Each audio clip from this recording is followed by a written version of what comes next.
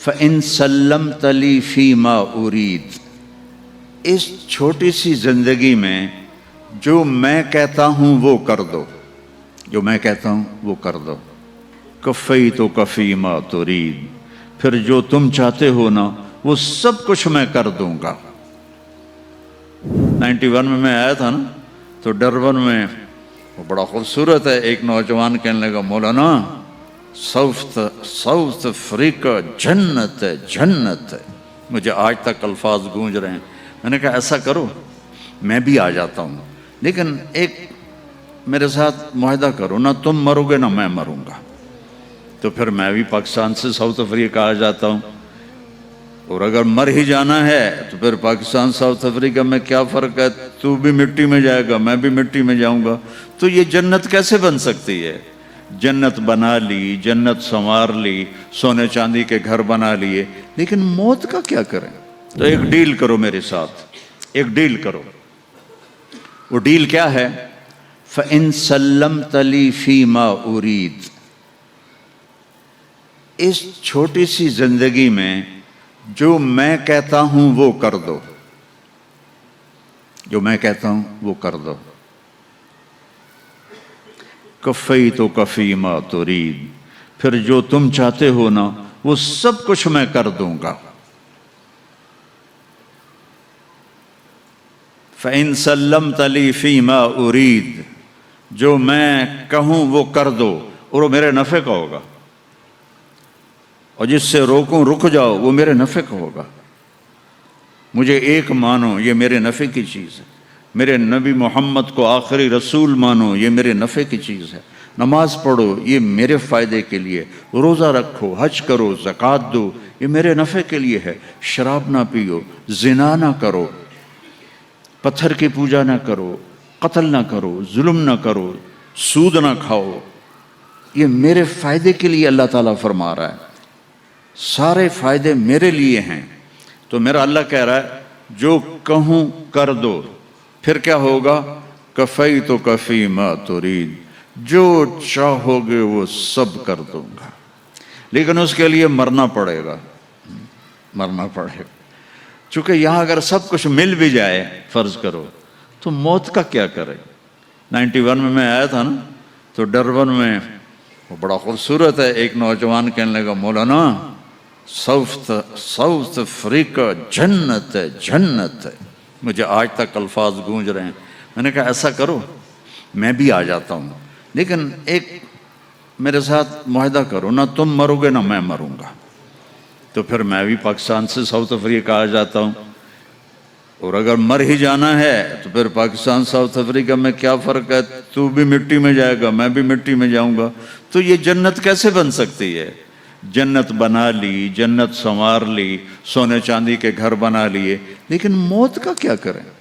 کدھر چھپ کر جائیں؟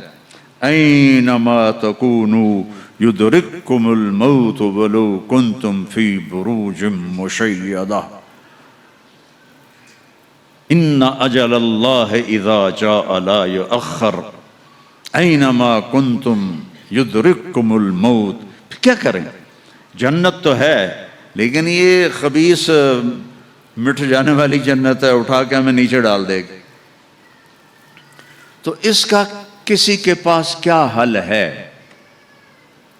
مرے نہیں، بڑھاپا نہ آئے۔ ہم چاہتے ہیں میں مروں، میری اولاد نہ مرے، چاہتے کہ نہیں؟ ہر باپ چاہتا ہے کہ نہیں چاہتا؟ میں نے جوان بیٹے کو قبر میں اتارا ہوا ہے، جو میرے من میں ہے وہ میں آپ کو دکھا تو نہیں سکتا۔ جو ایک موت تک کا غم میرے اندر لگ گیا ہے، جیسے وہ لکڑی کو دیمک لگ جاتا ہے، تو مجھے وہ غم کا دیمک لگا ہوا ہے۔ یہ ہنستا چہرہ تو آپ کے لیے ہے۔ تو میں نے کب چاہا تھا میرا جوان بیٹا میرے ہاتھوں سے قبر میں جائے، چلا گیا۔ تو پھر کیا ہو کہ ہر چاہا پورا ہو؟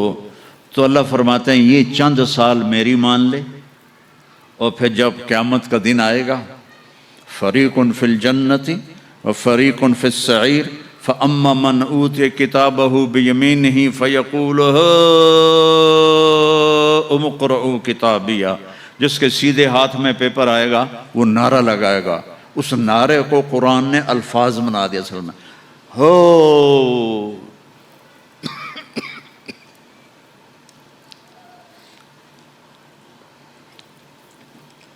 وہ کہے گا اوئے اوئے اوئے اوئے ہو، وہ سارے کہیں گے وہ کیا ہوا؟ کا اقرؤ کتابیہ، اقرؤ کتابیہ، او میرا پیپر پڑھو، میرا پیپر پڑھو، میں پاس ہو گیا، میں پاس ہو گیا۔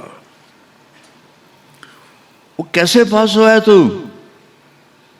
انی ظننت انی ملاق حسابیہ، مجھے پتا تھا میرا حساب ہونا ہے، میں تیاری کرتا رہا، نقل تو چل نہیں سکتی، یہیں سے تیاری کر کے جانا ہے۔ وَأَمَّا مَنْ أُوتِيَ كِتَابَهُ بِشِمَالِهِ، جس کے الٹے ہاتھ میں آیا کہے گا یا لیتنی لم اوت کتابیہ، ہائے یہ پیپر آ گیا، وَلَمْ أَدْرِ مَا حِسَابِيَا، ہائے مجھے حساب کا پتہ نہیں تھا، یا لیتہا کانت القاضیہ، ارے موت آ جا مجھے مار دے، ارے موت آ جا مجھے مار دے۔ یہ دو طرح کے آپ دیکھیں گے، وجوہ یومئذ ناعمہ لسعیہا راضیہ فی جنت عالیہ، وجوہ یومئذ مسفرہ ضاحکہ مستبشرہ، ووجوہ یومئذ علیہا غبرہ ترہقہا قطرہ اولئک هم الکفرۃ الفجرہ۔ کوئی کالے سیاہ چہرے، کوئی بدبودار چہرے، اور کوئی خوشبودار چہرے، اور کوئی روشن چہرے، اور ہنستے مسکراتے چہرے، اور ناچتے کودتے چہرے، اور کچھ دہائی دھاڑیں مارتے ہوئے روتے ہوئے چہرے۔ یہ قیامت کے دن دونوں طرح کے پکچر چلے گی، دونوں طرح کی مووی نہیں چلے گی، حقیقت چلے گا۔ اب وہ وقت آ گیا کہ اللہ آپ کو وہ سب کچھ دینا چاہتا ہے جو میں نے شروع میں بات کی تھی۔ میرے نبی نے فرمایا، دیکھو قرآن کی ایک جگہ میں نا جنت اور دوزخ میں جانے کا بتاتا ہوں۔ وَسِيقَ الَّذِينَ اتَّقَوْا رَبَّهُمْ إِلَى جَهَنَّمَ زُمَرًا حَتَّى إِذَا جَاءُوهَا فُتِحَتْ أَبْوَابُهَا، جہنم والوں کو جہنم میں لے جایا جائے گا، جب وہ قریب آئیں گے تو یوں دروازے کھل جائیں گے اور وہ سارے اس میں گریں گے۔ وَسِيقَ الَّذِينَ اتَّقَوْا رَبَّهُمْ إِلَى الْجَنَّةِ زُمَرًا حَتَّى إِذَا جَاءُوهَا وَفُتِحَتْ أَبْوَابُهَا، حَتَّى إِذَا جَاءُوهَا جہنم فُتِحَتْ أَبْوَابُهَا، جائیں گے جیسے یہ آٹومیٹک دروازہ اپنے آپ کھلتا ہے ایسے کھلیں گے، لیکن حَتَّى إِذَا جَاءُوهَا جب جنت پر جائیں گے تو آگے آ گیا واو وَفُتِحَتْ، اور پھر دروازے کھلیں گے۔ اس کا کیا مطلب ہے؟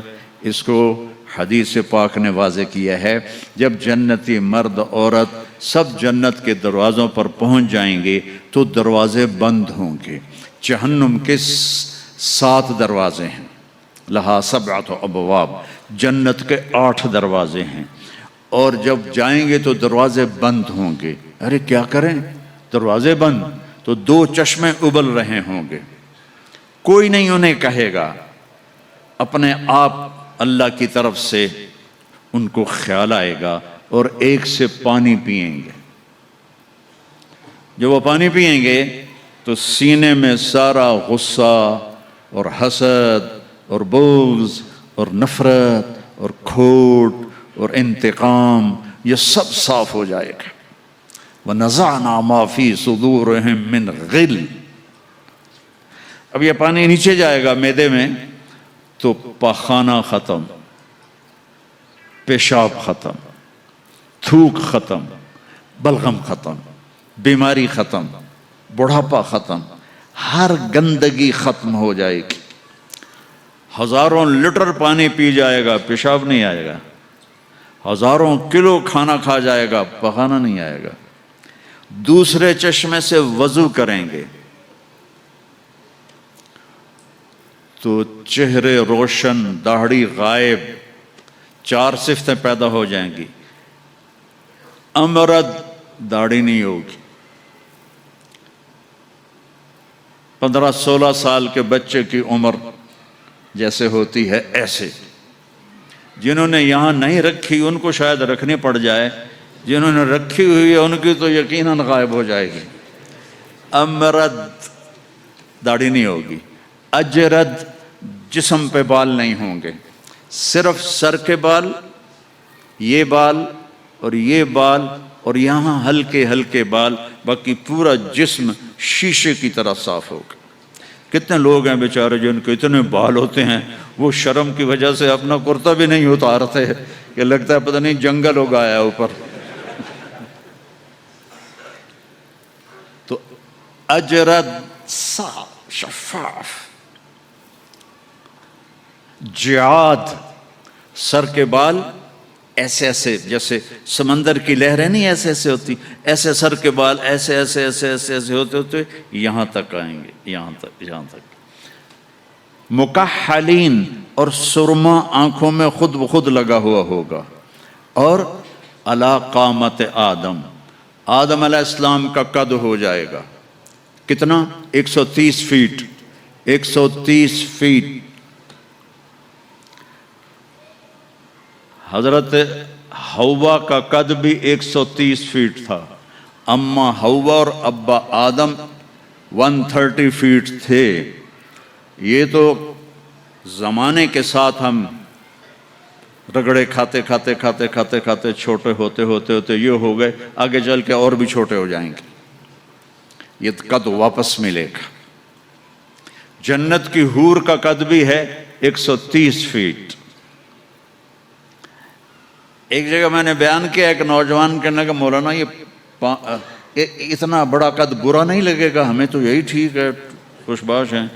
میں نے کہا چلو ٹھیک ہے، تم اسی قد میں چلے جانا، جنت کی حور تمہیں اٹھا کے جیب میں ڈال لے گی، اور وہ 100 جوڑے پہنتی ہے، ایک بھی نہیں 100، اور تو اندر میں کھپ ڈال لگا مجھے نکال مجھے نکال، وہ کہے گی تو ہے کہاں، مجھے تو نظر ہی نہیں آ رہا، اور تو نے تو اس کے ساتھ لو کرنی، اور وہ تجھ میں گود میں لوریاں دے گی، میرا لاڈلا شوہر۔ 130 فٹ اور 5 فٹ ہیں۔ یہ تو آپ تقریباً سب کو پتا ہوگا کہ یوسف علیہ السلام دنیا میں سب سے خوبصورت انسان تھے، لیکن یہ شاید ہی کسی کو پتا ہو کہ دنیا کی سب سے حسین عورت حضرت حوا تھی۔ دنیا کی سب سے حسین عورت حضرت حوا تھی۔ اسی قد پہ اللہ لوٹائے گا۔ آدم علیہ السلام کا قد، یوسف علیہ السلام کا حسن و جمال، داؤد علیہ السلام کی سریلی میوزیکل وائس، عیسیٰ علیہ السلام کی جوانی 33 پر فل سٹاپ لگ جائے گا۔ 33 بلین سال کے بعد بھی آپ 33 کے ہوگے۔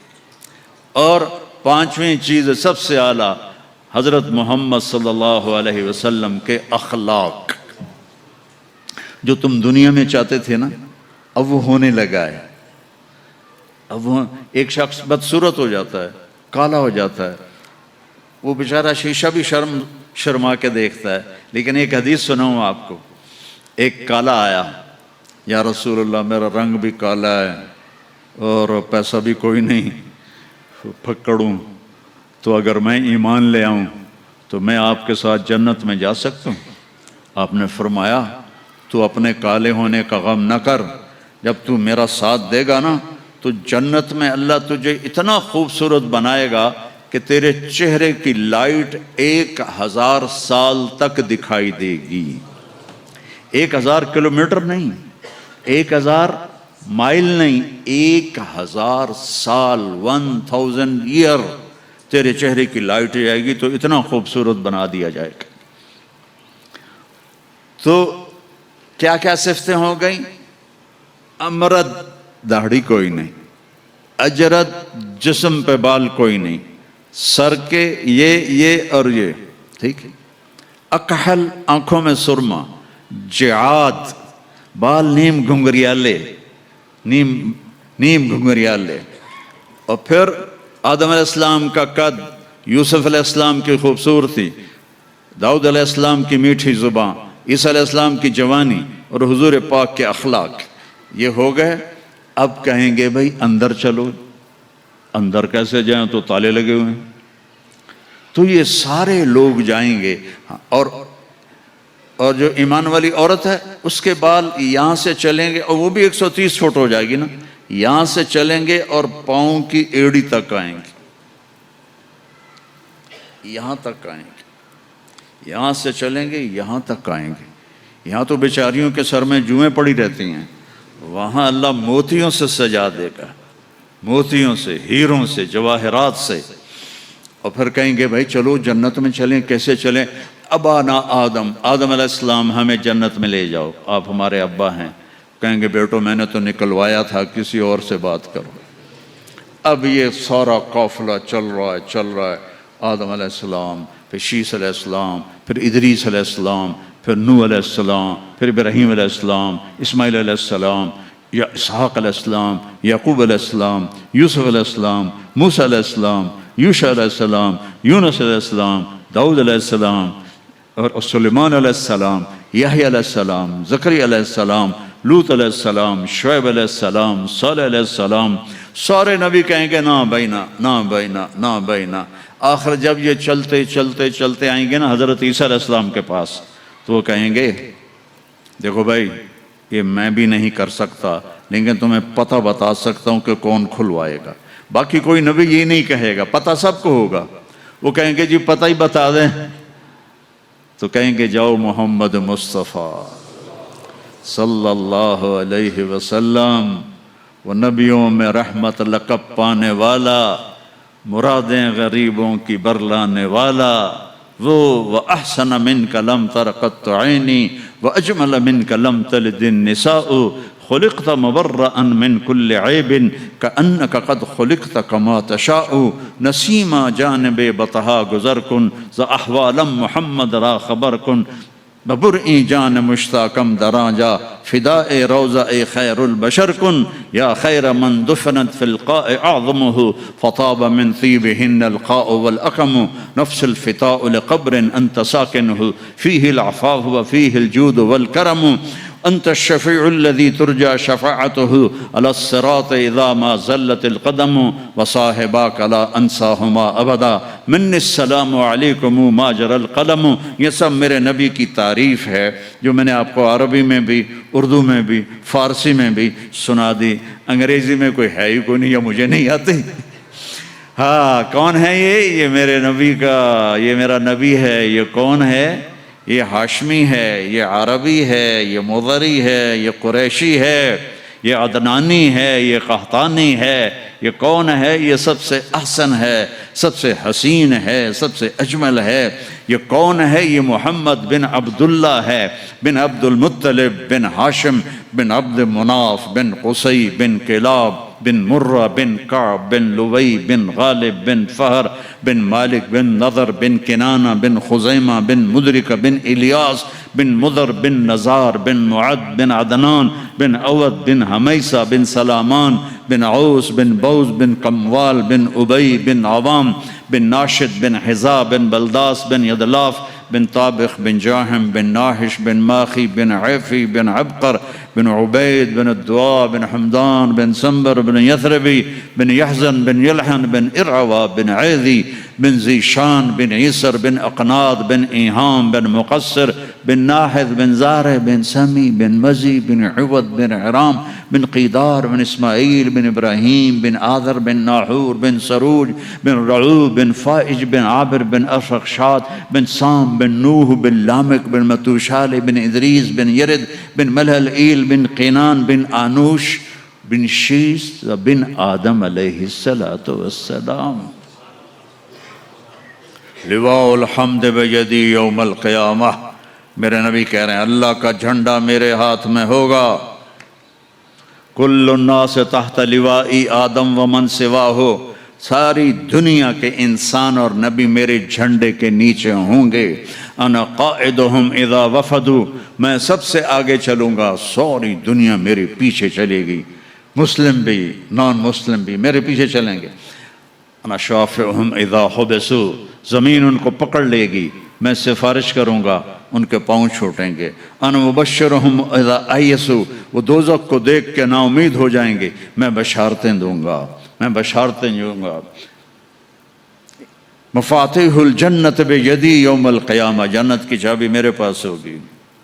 الیہ، جنت کی چابی میرے پاس ہوگی۔ ان الجنت حرمت علی الانبیاء حتی ادخلہا، حرام ہے نبیوں پر جب تک میں نہ جنت میں چلا جاؤں، حرام ہے امتوں پر جنت جب تک میری امت نہ چلی جائے۔ اب آپ تشریف لے جائیں گے اور آپ کہیں گے انا لہو، یا رسول اللہ دروازہ کھلوائیں، آپ سجدہ کریں گے، میرا اللہ کہے گا سر اٹھا، سل تعطا، اشفع تشفع، مانگ ملے گا، سفارش کر پوری کروں گا، یا اللہ دروازہ کھول۔ میرا رب کہے گا آپ بسم اللہ کریں، آپ بسم اللہ کریں۔ تو اللہ تعالیٰ، آپ نے کہا انا اول من اقاقع باب الجنہ، میں سب سے پہلے یہ کروں گا، اس کو قعقاع کہتے ہیں۔ تو اندر سے آواز آئے گی کون؟ تو آپ فرمائیں گے محمد الرسول اللہ، وہ کہیں گے مرحبا برسول اللہ، اور ایسے دروازے کھلیں گے، اور آپ نے فرمایا سب سے پہلے میری امت داخل ہوگی، سب سے پہلے میری امت داخل ہوگی۔ مغرب کی نماز کب تک پڑھ سکتے ہیں؟ اذان مغرب کے بعد نماز کا وقت کتنی دیر تک رہتا ہے؟ مثلا 40 منٹ یا 1 گھنٹہ وغیرہ۔ محمد جہانگیر دبئی سے۔ بھائی مغرب کی نماز کا وقت عشاء تک رہتا ہے، اور عشاء کا وقت رہتا ہے مغرب کی طرف ایک جو سرخ روشنی ہوتی ہے نا، آپ نے دیکھا جب سورج ڈوبتا ہے تو ایک مغرب کی طرف یعنی ویسٹ میں سرخ روشنی ہوتی ہے، جب وہ سرخ روشنی غائب ہو جائے تو عشاء کا وقت شروع ہے اور مغرب کا وقت ختم ہو گیا۔ تو وہ 40 منٹ نہیں ہے، وہ کبھی کسی ملک میں 1 گھنٹہ ہے، کسی میں 1.5 گھنٹہ، کسی میں 40، اور پھر موسموں کی تبدیلی سے بھی فرق پڑتا ہے۔ تو بہتر ہے وہ نقشہ نمازوں کا لے لیں، بلکہ آج کل تو اپلیکیشن آئی ہوئی ہیں موبائل میں، اینڈرائڈ والے موبائل میں، اس میں دیکھ لیں آپ جس کنٹری میں، اس میں مغرب کا وقت کب شروع ہوتا ہے۔ لیکن مغرب میں اتنی تاخیر کرنا بہرحال مکروہ ہے، برا ہے۔ مغرب کی نماز میں جلدی کرنا نبی صلی اللہ علیہ وسلم کی سنت ہے، اس میں بلا وجہ تاخیر کرنا یہ ٹھیک نہیں ہے۔ جتنا جلدی ہو مغرب کی نماز پڑھیں آپ۔ ابو ذر رضی اللہ تعالیٰ عنہ جنگل میں رہتے تھے، کوئی وہاں آبادی نہیں تھی، ایک بیٹی، ایک بیوی اور ایک خود۔ موت کا وقت آ گیا تو ان کی بیگم رونے لگی کہ اب تو یہاں ویرانے میں مر رہا ہے، یہ بچی ہے، میں عمر رسیدہ ہوں، تیرا غسل، تیرا کفن، تیری قبر کون کرے گا؟ ہائے کہا دیکھ اللہ کی بندی، ما کذبت وما کذبت، نہ میں جھوٹ بول رہا ہوں نہ کہنے والے نے مجھ سے جھوٹ بولا۔ میں ایک مجلس میں تھا تو میرے نبی نے فرمایا کہ اس مجلس میں ایک شخص ایسا ہے جو اکیلا رہے گا، اکیلا مرے گا، قیامت کے دن اکیلا اٹھے گا، اور اس کا جنازہ مسلمانوں کی جماعت پڑھے گی۔ تو وہ سارے لوگ مر گئے شہروں میں، ایک میں اکیلا ہوں اس جنگل میں، کوئی آئے ہو کتھو آگے گا، نہ کوئی راہ نہ رند، ایک تو چلو راستہ ہو، راستہ بھی کوئی نہیں، کون آئے؟ حج بھی ختم ہو گیا، حج کے لیے قافلے شارٹ کٹ وہاں سے لے لیتے تھے ربضہ سے۔ انہوں نے کہا مجھے یہ نہیں پتا، یہ ہوگا اللہ کی بندی کے کہنے والا سچا ہے۔ دوسرا یہ شاکلہ بنانے کی ضرورت ہے، دیکھو ایک میری نظر ہے جو وہ شیشے پر جا کے ختم ہو رہی، ایک میرے نبی کی نظر ہے کہ آپ نماز پڑھ رہے ہیں، اللہ اکبر، چلنا شروع ہو۔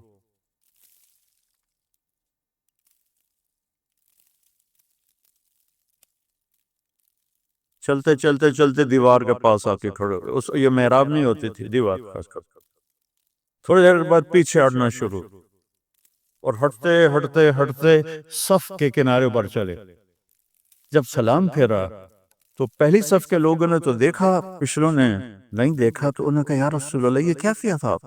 ارے تو کبھی ایسا نہیں کیا۔ تو آپ نے فرمایا جب میں نے اللہ اکبر کی تو اللہ نے میرے سامنے جنت کو کھول دیا، جنت کا ساتویں آسمان پر، ساتویں آسمان پر جنت، اللہ نے میرے سامنے جنت کھولی، میں نے انگور کے گچھے لٹکے ہوئے دیکھے تو میں ان کے لیے بڑھتا بڑھتا بڑھتا دیوار تک چلا گیا۔ کہ پھر آپ پیچھے کیوں ہٹے؟ کہ پھر اللہ مجھے جہنم کی شعلے دکھائے۔ تم سے ڈر کر میں ہٹتا پیچھے چلا گیا۔ جس کی نظر اتنی طاقتور ہو، یہ تو بڑی معمولی چیز ہے، جنت دیکھ لی، دوزخ دیکھ لی، رب کو دیکھ لیا۔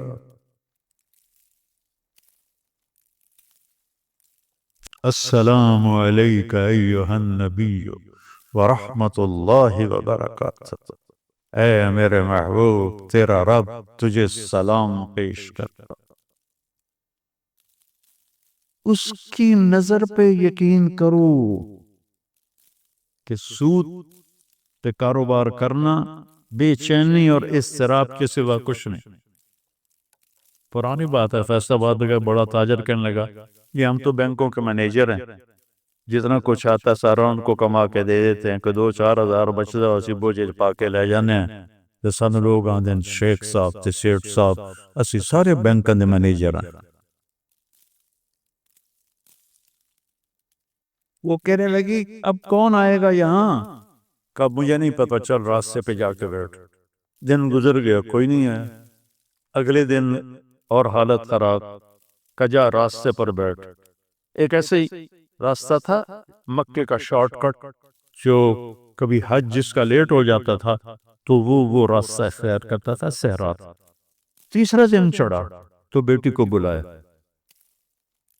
کہنے والا بھی سچا تھا اور میں بھی سچ بول رہا ہوں، یہ یقین کا قصہ سنا رہا ہوں۔ بیٹی کو بلا کہ بیٹا بکرا ذبح کرو اور کھانا تیار کرو، میرے جنازے پر کچھ مہمان آئیں گے، ان کو کھانا کھلانا ہے، میری موت مہمان نوازی سے روکنے دے۔ وہ بیٹی نے کہا پہ وہ کملا آیا پہ چلو ایک بکرا اٹھا دینی ہے۔ اس نے بکرا ذبح کیا اور اسے پکانا شروع کیا، اور اماں جی جا کے راستے پر بیٹھ۔ تیسرا دن تھا یہ، اور ادھر سکرات جاری ہو چکے، ان کی بیگم کو دور سے غبار اڑتا دکھائی،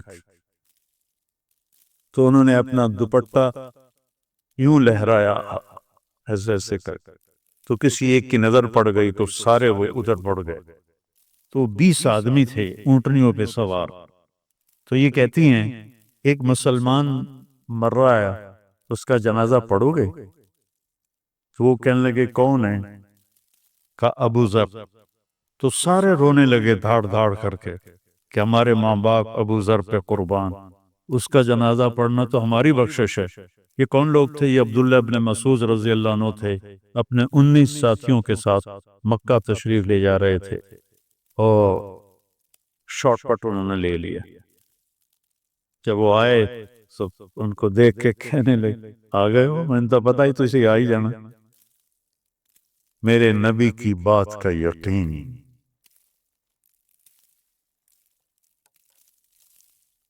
کہنے لگے دیکھو مجھے کفن وہ دے اور میرا جنازہ وہ پڑھے جس نے حکومت کی نوکری نہ کی ہے۔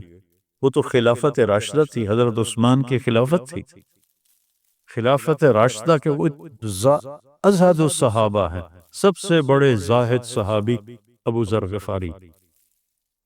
تو ایک انصاری نوجوان نے کہا کہ میں نے نہ کبھی حکومت کی نوکری کی ہے اور نہ ہی ان سے کوئی فائدہ لیا ہے، اور یہ میرا احرام ہے، میری ماں نے ہاتھوں سے اسے کاٹ کے بنایا ہے۔ انہوں نے کہا تو مجھے یہ کفن پہنائے گا اور تو ہی میرا جنازہ پڑھے گا۔ عبداللہ بن مسعود موجود، انہوں نے کہا نہیں تو میرا جنازہ پڑھائے گا۔ تو جب وہ تدفین ہو گئی تو ان کی بیٹی نے کہا یا عم حلم الی الطعام، چچا حلم الی الغدا، کھانا تیار ہے تشریف لائیں۔ وہ کہنے لگی کھانا کیسے اتنی جلدی کیسے تیار کر لیا؟ وہ کہنے لگے نہیں، صبح سے ابا نے کہا تھا کہ آج مہمان آئیں گے تو ان کے لیے کھانا تیار رکھنا ہے۔ تو حضرت عبداللہ بن مسعود رونے لگے، کہنے لگے واہ ابو ذر، تو نے مر کے بھی سخاوت نہ چھوڑ، تو سخی تھا زندہ بھی اور سخی رہا مر کے۔ تو دوسری چیز جس کی ضرب لگانے کی ضرورت ہے کہ میرے نبی کے وعدے سچے وعدے، کہ جو وہ دیکھ سکتے ہیں جو ہم نہیں دیکھ سکتے۔ ایک جب آپ سفر میں تھے، ہجرت کے سفر میں، تو سراقہ بن مالک آپ کے پیچھے پہنچ گیا. تو ابوبکر صدیق نے کہا یا رسول اللہ یہ تو جان لیتا ہے ہماری. آپ نے کہا اللہم اکفنا شرہ بما شئت، یا اللہ ہماری جان چھڑا اس سے. تو اس کو گھوڑا زمین میں دھنس گیا. کہنے لگا محمد میری توبہ، آئندہ نہیں کروں گا، میرے لیے دعا کرتا. آپ نے دعا کی، گھوڑا باہر نکلا، انہوں نے پھر گھوڑا بات تھا. یہ لالچی تو لے جاتا ہے، اے کاروبار بھی کر لو، اے بھی کر لو. کہ بینک والے تو بڑا بیوقوف بنے ہیں، یہ بڑا اچھا پلان آپ کو دے رہے ہیں، یہ بہت اچھا پلان آپ کو دے رہے ہیں، آپ اس میں یہ کر لیں، آپ اس میں یہ کر لیں. تو کملے بان کے لگے رہن اخیر موت آ کے لے جاندی. پچھلا پتہ نہیں کہندے مقدر چوندا. تو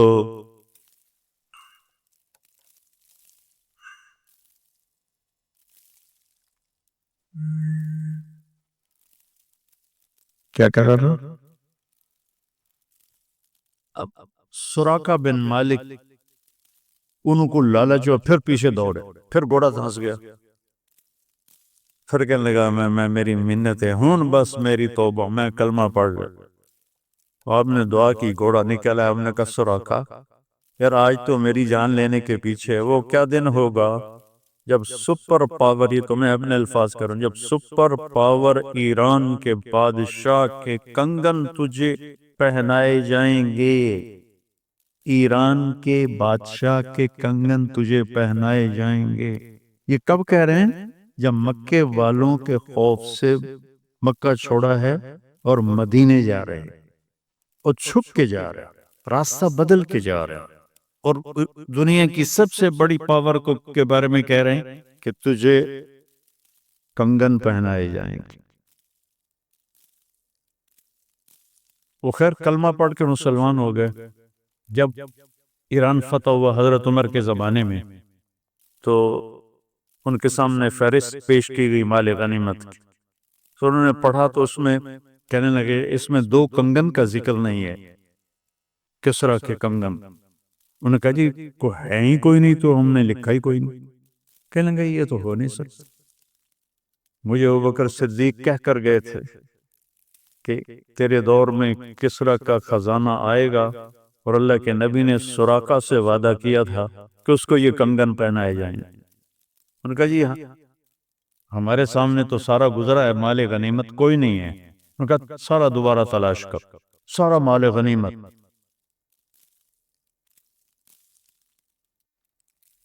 اس کا ایک قالین تھا جو 1 ایکڑ میں کے برابر تھا، 1 ایکڑ کی چوڑائی میں تھا اور لمبائی میں، ایسے پورا کا، اور اس پہ پورے ایران کا نقشہ تھا. اس میں گورنروں کو بٹھاتا تھا، پھر رقص اور شراب کی محفل ہوتی تھی. اور اس کو حضرت عمر نے کاٹ کے تقسیم کیا تو 1 بالشت ٹکڑا 1,00,000 دینار میں فروخت ہوا تھا. تو جب وہ دوبارہ ڈھونڈا گیا تو نکلا ہے کنگن. نام ہوگا سراقہ. کہا جی بیمار ہیں، کہا لے کے آؤ. تو سراقہ کو 2 آدمی سہارا دے کر لائے. حضرت عمر اٹھے اور کو کنگن پہنا. سراقہ آج میرے نبی کا وعدہ پورا ہو.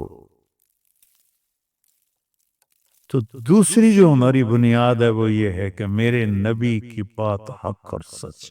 میرا نبی کہتا ہے سود مٹا دیتا ہے اور صدقہ زندہ کر لیتا ہے. جب میرا نبی کہہ رہا ہے. لیکن چونکہ وہ میں نے پہلے جو قصہ سنایا اتوں آؤ، تو ہم نہ اللہ کو سمجھتے ہیں نہ اللہ کے نبی کو سمجھتے ہیں کہ کہنے والا کون ہے. جبھی تو اس کی قدر آئے گی جب اس کہنے والے کی قدر ہو.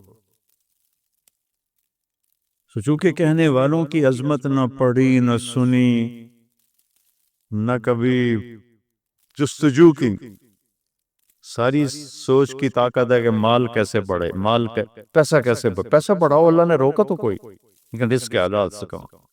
عبد الرحمن بن عوف سب کو جیب میں ڈال. یہ جتنے بڑے بڑے بینک ہیں نا، یہ سب ان کی جیب میں آ جائے. اتنا ترکہ چھوڑ. ان کی بیویوں میں جو ترکہ تقسیم و 4 بیویاں تھیں، آج سونے کی قیمت کے لحاظ سے 2 ارب ایک بیوی کو صدقہ وہ وراثت ملتی تھی. 1,000 گھوڑے، 10,000 بکریاں، 1,000 اونٹ. اور سونے کی ٹائلیں، اینٹیں، جن کو اولاد میں وراثتاً تقسیم کرتے ہوئے آریاں ٹوٹ گئی، آریاں ٹوٹ گئی، آریاں۔ آپ کے دفعہ کاغذ کے نوٹ ہیں، ان کو ہم نے نقدی سمجھا ہوا ہے، ان کو مال سمجھا ہوا ہے، کاغذ کے نوٹوں کو۔ یہ یہودیوں نے ہمیں کتنا بیوقوف بنایا، سانو کاغذ ہن کاغذ بھی لے کے کارڈ دے دیتے، لو بھائی کارڈ پھیری جاؤ تے یہ کاغذ بھی سانو واپس کر۔ ہم تو بیوقوف بنے ہوئے ان کے پیچھے چل رہے ہیں۔ ہم خود تراشتے ہیں منازل کے سنگ میل، ہم وہ نہیں ہیں جن کو زمانہ بنا گیا۔ ہماری تو اپنی راہیں تھیں، اپنے راستے تھے، جو لوٹ آئیں تو کچھ کہنا نہیں، جنہیں راستوں میں خبر ہوئی کہ یہ راستہ کوئی اور تھا۔ ہم تو کسی اور راستے کی طرف نکل گئے، کسی اور راہوں پر چل پڑے۔ تو میرے نبی کی بات کا یقین، ایک صحابی آئے، یا رسول اللہ میرے بھائی کا پیٹ خراب ہے، کہ اس کا العسل، شہد پلا۔ شہد پلایا، پھر یا رسول اللہ اور زیادہ ڈائریا لگ گیا، آپ نے کہا شہد پلا، پھر شہد پلایا، پھر یا رسول اللہ اور زیادہ ہو گیا، کہا شہد پلا، تیرے بھائی کا پیٹ جھوٹا اور اللہ کا کلام سچا، فیہ شفاء للناس۔ تیسری دفعہ جب شہد پلایا تو اس کا پیٹ ٹھیک ہو گیا، صحیح ہو گیا۔